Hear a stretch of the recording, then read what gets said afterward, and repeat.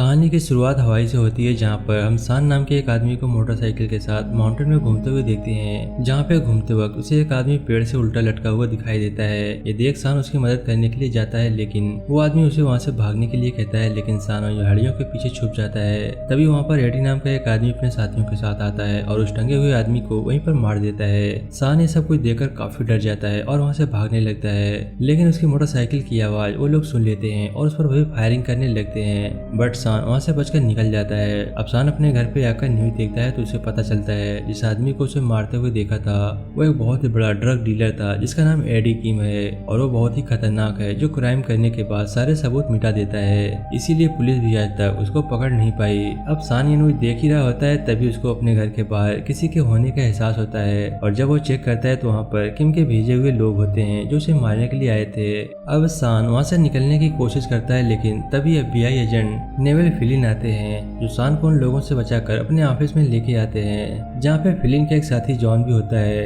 ये दोनों सान से उसके साथ लॉस एंजलिस में आके किम के खिलाफ गवाही देने को कहते हैं, जिस पर सान पहले तो मना करता है क्योंकि वो इन सारी चीजों में पढ़ना नहीं चाहता था। लेकिन जब फ्लैन उसे बताते हैं अभी तो किम हमारी कस्टडी में है, लेकिन अगर तुमने उसके खिलाफ गवाही नहीं दी तो पक्का बाहर आकर वो तुम्हें मार देगा। अब ये जानकर सान उसकी बात मानता है और उसके साथ लॉस एंजलिस जाने के लिए तैयारी करता है। वहीं दूसरी तरफ हम एयरपोर्ट पे एक आदमी को वहाँ पर रखी हुई मालाओं पर कुछ स्प्रे करते हुए देखते हैं, जो बाद में ये मालाएं प्लेन के पैसेंजर को पहनाई जाती है। अब इस प्लेन के captain Sam air hostess Clara को बताते हैं कि FBI की एक टीम एक खास आदमी को यहाँ से लॉस एंजलिस लेकर जा रहे हैं, इसीलिए प्लेन का फर्स्ट क्लास सेक्शन सिर्फ उन्हीं के लिए होगा और तुम्हें ये फर्स्ट क्लास के सारे पैसेंजर को ये बात बतानी होगी। अब जब क्लेरा पैसेंजर को ये बात बताती है कि उन्हें फर्स्ट क्लास की जगह अब इकोनॉमी में सफर करना है, तो काफी सारे लोग इस बात से गुस्सा होते हैं। अब देखते ही देखते फ्लाइट के सारे लोग आ चुके थे, जिनमें कार्टर टॉमी नाम के 2 बच्चे भी होते हैं जो पहली बार अकेले प्लेन में सफर कर रहे थे। वहीं सान टिफनी नाम की एक लड़की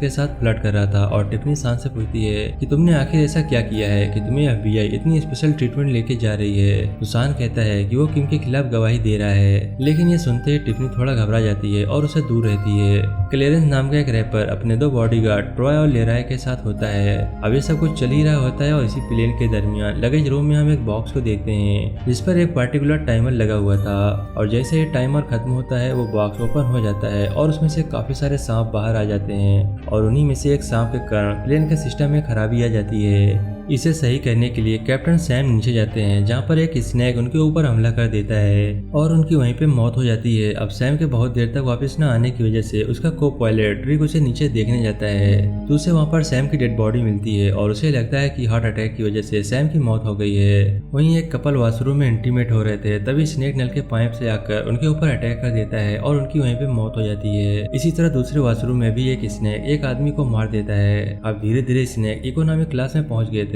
लेकिन वहाँ पे किसी को भी उनके होने की भनक नहीं थी। वहाँ पर डाली हुई मालाओं के कारण काफी वो अग्रेसिव होने लगता है और यहाँ हमें पता चलता है जो ड्रग डीलर किम था उसी ने स्नेक का डिब्बा प्लेन में रखवाया था और मालाओं पर स्प्रे भी उसी ने करवाया था ताकि स्नेक और भी ज्यादा अग्रेसिव हो और सारे पैसेंजर पर हमला करें और उसी में सान भी मारा जाए। वहीं दूसरी तरफ रिक को उसकी केबिन में एक स्नेक दिखाई देता है, जिसे मारते वक्त गलती से कुछ बटन भी दब जाते हैं, जिससे सभी पैसेंजर के पास ऑक्सीजन मास्क के साथ बहुत सारे स्नैक्स भी गिरने लगते हैं। अब सारे पैसेंजर में भागदौड़ मच जाती है और इसने कुछ लोगों पर हमला करके मार देते हैं। अब लोगों की आवाज सुन के फिलिन और जान के साथ सान भी नीचे आने लगता है, लेकिन फिलिन सान को रोककर ऊपर ही रहने के लिए कहता है। अब नीचे आने पर जान को स्नेक काट लेता है, इसीलिए फिलिन अकेले ही लोगों की मदद करने के लिए जाता है और सारे पैसेंजर से कहता है उन्हें अपने और स्नेक के बीच में एक बैरियर बनाना होगा ताकि स्नेक एक तरफ रहे और हमारे सारे लोग एक जगह रहें। अब सभी लोग अपने लगेज की मदद से एक बैरियर बना लेते हैं, लेकिन तभी ग्रेस को किसी बच्चे की रोने की आवाज सुनाई देती है, जिसे बचाने के लिए वो बैरियर से बाहर जाती है और वो देखती है कि वो बच्चा स्नेक के बीच में बैठा हुआ था।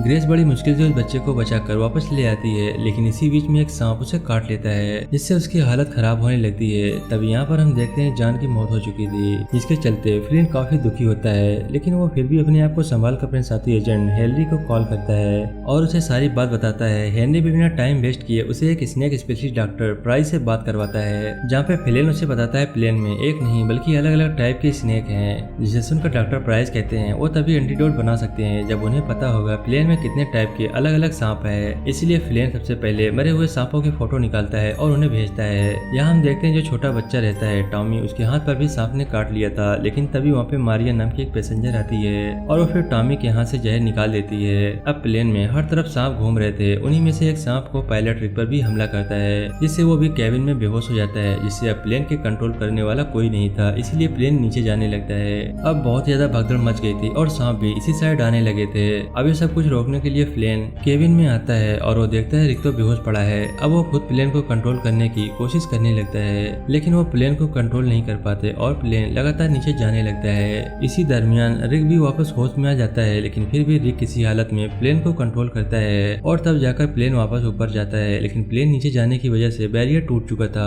और वापस से सांप इनके ऊपर हमला करने लगता है, जिनसे बचने के लिए वो लोग ऊपर फर्स्ट क्लास की तरफ जाने लगते हैं, लेकिन सारे लोग एक साथ चढ़ने की वजह से सारे स्टेयर भी टूट जाते हैं और तभी वहाँ पर एक बहुत बड़ा सांप एनाकोंडा आता है और एक पैसेंजर पर हमला करके उसे जिंदा ही निकल लेता है। ये देखकर सभी लोगों में भगदड़ मच जाती है और सब लोग जोर जोर से चीखने लगते हैं और जैसे जैसे ऊपर जाकर ऊपर आने का रास्ता भी प्लेन में राफ्टर द्वारा बंद कर दिया जाता है। वहीं प्लेन का एयर सिस्टम भी अब खराब हो चुका था, जिसके कारण लोगों को तो गर्मी लग रही थी, लेकिन ऑक्सीजन की मात्रा भी कम होने लगी थी। यहाँ लोगों का मनोबल बहुत ज्यादा टूटने लगा था और क्लियरेंस को हम देखते हैं जो फ्रस्ट्रेशन में फ्लेन की गन लेकर सबको मारने की धमकी देने लगता है, लेकिन काफी चालाकी से फ्लेन उससे अपनी गन वापस मांगता है और उसे समझाता है वो जो कुछ भी कर रहा है वो सारे पैसेंजर की सेफ्टी के लिए ही कर रहा है। थोड़ी समय के बाद फ्लेन रिक के पास जाता है, जहाँ पर रिक उसे बताता है कि प्लेन की स्पीड को और भी स्लो कर दिया गया है, क्योंकि एसी बंद होने के कारण प्लेन और ज्यादा हीट प्रोड्यूस करता है, जिससे प्लेन का इंजन कभी भी ब्लास्ट हो सकता है। अब किसी न किसी को तो एसी ठीक करने जाना ही पड़ेगा,